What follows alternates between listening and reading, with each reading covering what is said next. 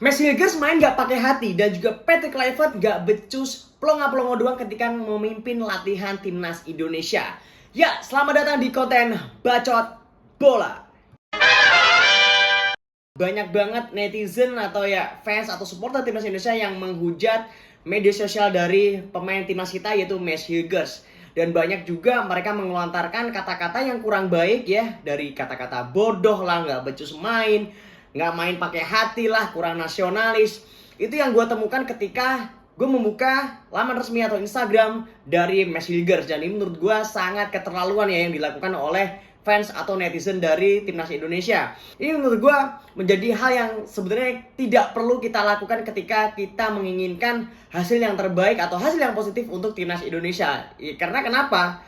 Ya mungkin dengan kata-kata kotor yang kita keluarkan, dengan kita mengumpat pemain timnas kita, itu yang membuat timnas kita juga tidak bisa bermain maksimal. Dan itu akan mempengaruhi mental dari pemain timnas Indonesia itu sendiri, cuy. Tidak hanya Messi Hilgers ya, banyak pemain timnas yang juga menerima hujatan ketika laga Indonesia melawan Australia di lanjutan kualifikasi Piala Dunia 2026 ronde ketiga melawan Australia. Dan ini yang menurut gue menjadi hal yang ya tidak patut dibenarkan, cuy. Ini gue masih heran ya dengan netizen tuh kenapa kok bisa-bisanya ngatain, kok bisa mereka membaca isi hati orang dengan mengatakan Messi Hilgers tidak nasionalis, main gak serius, dan bahkan mereka tahu loh isi hati Messi Hilgers kalau misalkan membela timnas tuh gak pakai hati, cuy. Mereka itu jauh-jauh datang dari Eropa ya. Mereka itu meluangkan waktu ya, gak mungkin mereka tidak nasionalis. Dan dengan pilihan mereka tentu gue dengan prasangka baik gue, mereka itu berkorban loh dengan perjuangan mereka ketika membela timnas Indonesia. Gue ini bukan buzzer ya, maksudnya gue akan menilai secara objektif bahwa ya timnas kita ini memang lagi-lagi bagusnya gitu cuy. Dan banyak netizen yang tidak menyukai permainan. Oke lah, lu mau menilai pemain kita itu bermain buruk ketika melawan Australia. Iya, gue setuju dengan hal itu. Dan apakah pemain kita ini bodoh? Apakah pemain kita ini nggak berkompeten? Itu ya menurut gue memang harus kita bisa melihat lebih jauh.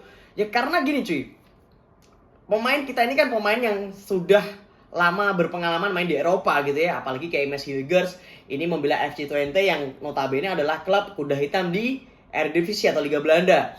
Dan juga kita tahu juga FC Twente ini juga memiliki performa yang sangat bagus ketika bermain di UEFA Conference League. Dan apakah di situ Messi Hilgers juga bermain buruk? Enggak. Apakah Kevin Dix dengan Copenhagen-nya juga bermain buruk? Enggak juga. Ya. Tapi kenapa ketika kalian melihat pemain timnas kita bermain buruk sekali aja, kalian langsung melontarkan kata-kata kasar? Dan ini menurut gue yang gue kurang setuju, cuy. Dan oke, kita sepakat ya. Kita sepakati dulu bahwa pemain kita ini memang berlabel Eropa ya. Ya, grade A lah ya. Cuman dengan permainan yang ditampilkan melawan Australia, apakah kita ngejudge langsung pemain ini bodoh, pemain ini buruk? Enggak. Ya karena kenapa? Cuy, pemain bagus itu pun belum tentu bisa langsung bagus ketika mendapatkan rekan setim yang berbeda, dengan situasi yang berbeda ya. Dan apalagi kita lihat juga kemarin ketika melawan Australia, kita itu dari 2/3 babak pertama kita udah ketinggalan 3-0 loh. Dan itu tidak mudah. Dan lu bisa-bisanya ngelihat si Mes atau ya pemain lainnya mungkin melihat pemain ini tidak serius. Itu mungkin kalau persepsi gue itu bukan karena mereka tidak serius cuy. Mungkin mereka mentalnya lagi jatuh ya. Dan ini normal ketika lu membela sebuah tim yang bahkan golnya tuh gol yang menurut gue tidak perlu banget gitu yang dialami oleh timnas kita cuy. Lu bayangin babak pertama 3-0 itu berat loh untuk membalikan mental gitu. Dan itu tidak mudah, walaupun oke lah Bang, tapi kan mereka pemain profesional bang. Iya gue tahu pemain profesional, tapi mereka sejauh ini hanya main di level klub. Mereka tidak pernah merasakan atmosfer membela negara gitu ya. Maksudnya pertandingan yang antar negara ini kan levelnya beda, auranya beda, atmosfernya juga beda. Bahkan tekanan dari publik pun juga sangat tinggi. Dan kita tahu juga semua masyarakat Indonesia memiliki ekspektasi yang sangat tinggi gitu ya. Dan ya cuy, gue harap sih ya maksudnya dengan hal ini kalian bisa belajar dan lebih bijak menggunakan sosial media. Dan cuy, menurut gue kalau misalkan yang kalau ada kata-kata goblok untuk pemain, yang menurut gue yang goblok tuh ya netizen gitu. Lu cuman bisa bacot doang di sosial media, lalu lu gak bisa ngerasain atmosfer apa yang mereka rasakan si pemain ini ketika melakukan pertandingan yang real gitu cuy. Ini gak mudah gitu loh. Dan apakah gue membela PSSI dan Pak Erick Thohir dengan ya apakah gue besar? Enggak sama sekali gitu. Dan jujur gue hanya pengen bersikap adil cuy dengan timnas kita, dan gue juga sebagai fans timnas Indonesia ya gue cuman bisa mencurahkan unek-unek gue lewat kanal YouTube gue gitu. Dan ya gue sih berharap ya semua netizen di sini bersikap bijak dan tetap mendukung timnas kita ya, apalagi kita besok melawan Bahrain.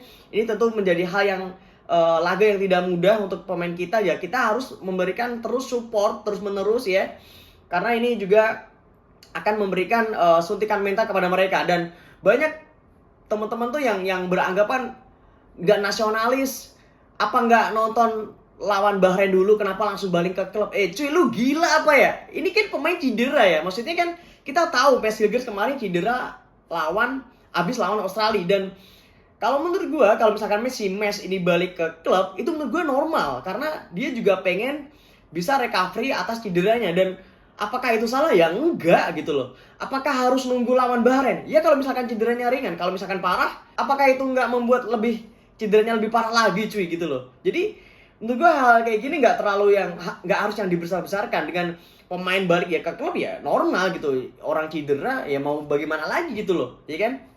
Jadi gue harap di sini teman-teman sekalian bisa bijak ya, maksudnya lebih dewasa ya, memberikan support terus ke pemain kita. Dan ya intinya gue sih menyayangkan dengan hal yang kayak gini ya, maksudnya momen kita lagi bagus, momen kita lagi berjuang pengen meraih hasil yang positif ya, tentu gue pengen timnas kita bisa membawa 3 poin besok ketika melawan Bahrain gitu ya. Oke, langsung berita yang kedua teman-teman. Patrick Kluivert cuman bengong aja. Ya, itulah yang terlihat ketika kita menonton pertandingan antara timnas Indonesia melawan timnas Australia. Yang kita lihat juga bersama bahwa asistennya ya, Alex Pastor lebih aktif memberikan instruksi kepada teman-teman di timnas Indonesia. Dan apakah ini salah? Enggak juga sebenarnya ya.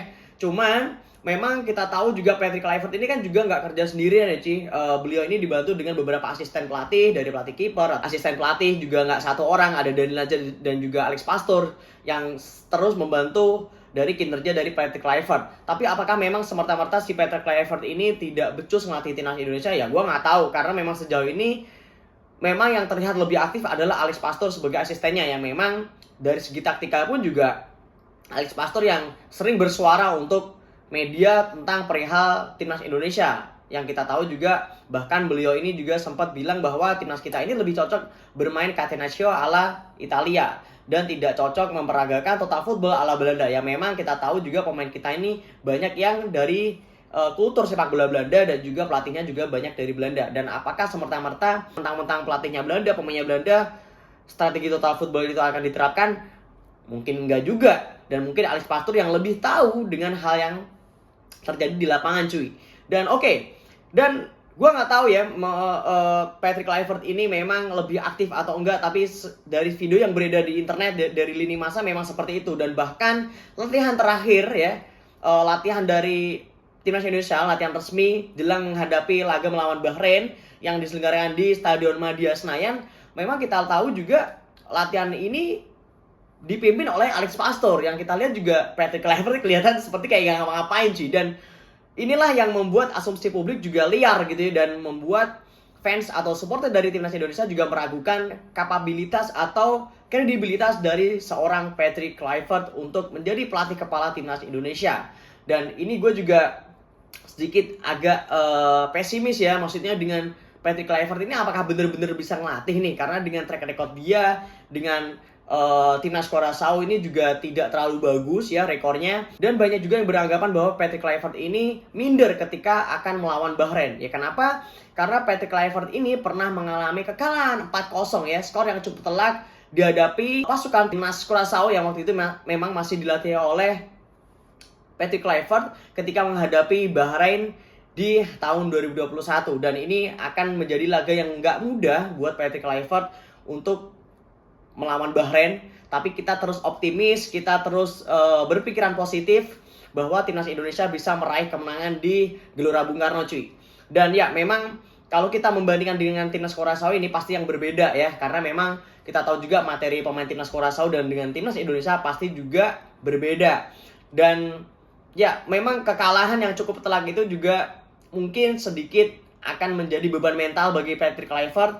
Tapi ya sekali lagi kita harus tetap optimis dan berpikiran positif bahwa timnas kita bisa meraih hasil yang maksimal besok melawan Bahrain, oke? Nah ya cuy, mungkin gue pengen tahu lah pendapat kalian ya, bagaimana teman-teman ini bisa bersikap bijak untuk terus memberikan support mental kepada pemain timnas kita ya, terutama Messi Girls atau Sandy Walsh yang juga lagi ya recovery cedera ya, dan kita juga memberikan suntikan lah ya maksudnya.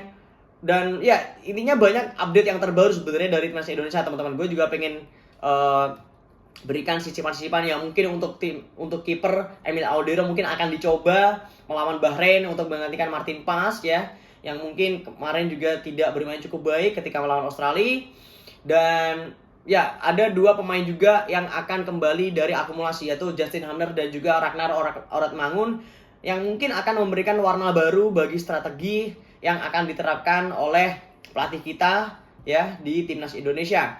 Oke, sekali lagi gue pengen minta pendapat kalian teman-teman. Bagaimana pendapat kalian tentang teman-teman netizen yang selalu menghujat timnas Indonesia dan pemain-pemainnya, dan bagaimana Patrick Kluivert ya sejauh ini melatih timnas Indonesia juga nggak terlalu kelihatan perannya gitu ya. Ya oke lah, mungkin gue pengen dengar juga statement dari teman-teman yang menonton video ini, oke? Dan ya mungkin sekian itu aja ya teman-teman ya. Thank you yang udah nonton dari awal sampai akhir. Dan gue juga minta terus supportnya dengan klik tombol subscribe yang ada di bawah.